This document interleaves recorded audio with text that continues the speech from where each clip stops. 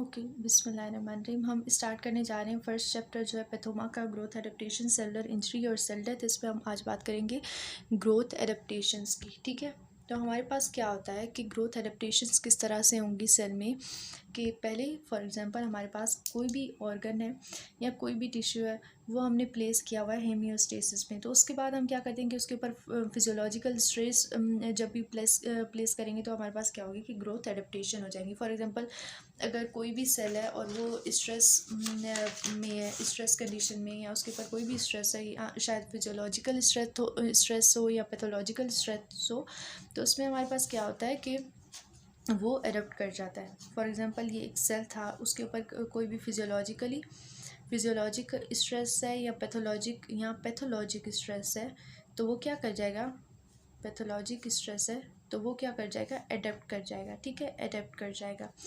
तो इसमें हम पढ़ने जा रहे हैं ग्रोथ एडेप्टेशंस में, ये सब कुछ पढ़ने जा रहे हैं। इसमें हमारे पास क्या होगा, फॉर एग्जांपल स्ट्रेस जो हो सकता है वो इंक्रीज भी स्ट्रेस हो सकता है, स्ट्रेस में इंक्रीज आ जाए, डिक्रीज भी हो सकता है, या फिर कोई स्ट्रेस था अब दूसरा कोई स्ट्रेस पड़ रहा है, मतलब चेंज इन स्ट्रेस आ रहा है, तो उसकी वजह से हमारे पास क्या होंगी, ग्रोथ एडेप्टेशंस हो जाएंगी, ग्रोथ में चेंजेस आना शुरू हो जाएंगी। ठीक है, इसमें हम यहाँ पे नज़र आ रहा होगा आप लोगों को कि हम पढ़ने जा रहे हैं कि हाइपरप्लेसिया और हाइपरट्रॉफी क्या होती है। सबसे पहले हाइपर तो हमारे पास होता है इंक्रीज, और प्लेजिया मीन्स कि सेल का नंबर इंक्रीज हो जाना। ठीक है, और दूसरा क्या होता है, हाइपर मतलब ज़्यादा, ट्रॉफी मीन्स के साइज इंक्रीज हो जाए सेल का। ठीक है, तो ये हमारे पास हो गया हाइपरट्रॉफी। अब इसमें फर्स्ट ऑफ ऑल हमारे पास क्या होगा, an increase in stress lead to an increase in organ size. जाहिर बात है, जब भी हमारे पास कोई स्ट्रेस में इंक्रीज आता है तो उसमें क्या होता है कि ऑर्गन का साइज़ भी क्या हो जाता है, इंक्रीज हो जाता है। फॉर एग्जाम्पल हम पढ़ेंगे कि मैंने जैसे आपको बता दिया कि हाइपरट्रॉफी क्या होती है, हमारे पास increase in size of cell, इसको क्या कहते हैं, हम हाइपरट्रॉफी कहते हैं। और दूसरा हमारे पास क्या होता है, नंबर ऑफ सेल्स, जिसको हम हाइपरप्लेसिया कहते हैं। ये हमारे पास क्या होता है कि हाइपरप्लेसिया होता है। ठीक है, अब हम बात करने जा रहे हैं कि हाइपरट्रॉफी में क्या क्या होता है।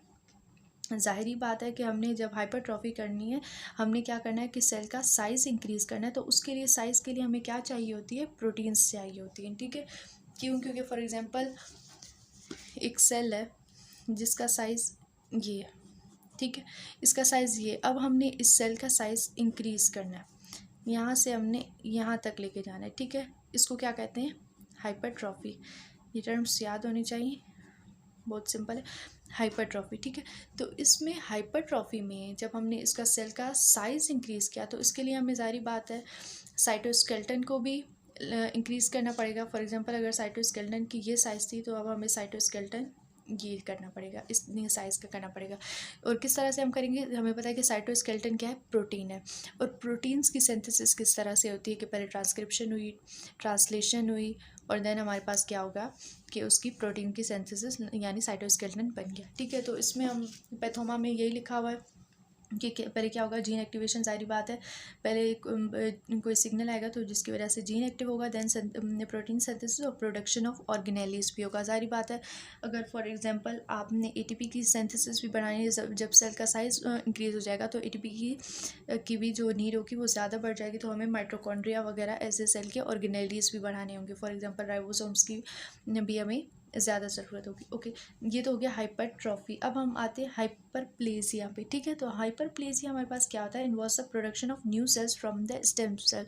जाहिर बात है, जब नंबर ऑफ सेल इंक्रीज करना पड़ेगा तो हम न्यू सेल्स कहाँ से बनाएंगे, स्टेम सेल से। जिस तरह हमने पढ़ा था कि आरबीसीज किस तरह से बने थे, आरबीसीज की प्रोडक्शन किस तरह से हुई थी। फॉर एग्जांपल यहाँ पे बना लेते हैं, आरबीसीज की प्रोडक्शन किस तरह से हुई थी कि फॉर एग्जांपल एक ये सेल था, स्टेम सेल्स था, उससे डिफरेंट सेल्स बनना शुरू हो गए, तो हमने क्या करना पड़ेगा कि स्टेम सेल से न्यू सेल बनाने पड़ेंगे। ठीक है, तो ये हमारे पास स्टेम सेल था, इससे हमने क्या बनाया, न्यू सेल्स बनाना शुरू कर दिए थे। ठीक है, अब दूसरी बात आ जाती है हमारे पास कि हाइपरप्लेसिया एंड हाइपरट्रॉफी जनरली जो होते हैं वो एक साथ ही होते हैं। जिस तरह से हमारे पास ड्यूरिंग प्रेगनेंसी क्या होता है कि जो यूट्रस होता है उसमें हाइपरट्रॉफी भी हो रही होती है और हाइपरप्लेसिया भी हो रहा है, दोनों जो होती हैं कंडीशन साथ साथ चल रही होती हैं। ठीक है, अब हमारे पास कुछ इसमें लिखा हुआ है कि परमानेंट टिश्यूज़ होते हैं, उस पर क्या होता है कि परमानेंट टिश्यूज़ में सिर्फ हाइपरट्रॉफी होती है, ये बात याद रखनी है, हाइपरप्लेसिया नहीं होती। फॉर एग्जांपल कौन कौन से सेल्स होते हैं, कार्डिक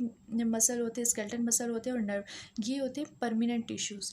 ये जो होते हैं ना हमारे पास न्यू सेल्स नहीं बना सकते, ये सिर्फ और सिर्फ हाइपरट्रॉफी करेंगे, ठीक है। इस तरह से इन्होंने यहाँ पे हमें जिस तरह से एग्जांपल दी हुई है, ये नज़र आ रहा होगा यहाँ पे कि एक हमारे पास इन्होंने लेफ्ट वेंट्रिकुलर हाइपरट्रॉफी दिखाई हुई है इसमें, और इसमें ये क्या कह रहे हैं कि यहाँ पे हाइपरप्लेसिया, फॉर एग्जांपल आपसे पूछे कोई कि यहाँ पे हाइपरप्लेसिया होगा या हाइपरट्रॉफी होगा, तो माइंड में फ़ौरन से क्लिक हो जाना चाहिए कि जो कार्डियक मसल होते हैं उनमें सिर्फ और सिर्फ हाइपरट्रॉफी होती है। तो हमारे पास क्या होगा, सिर्फ और सिर्फ इसमें हाइपरट्रॉफी ही हो रही होगी, ठीक है।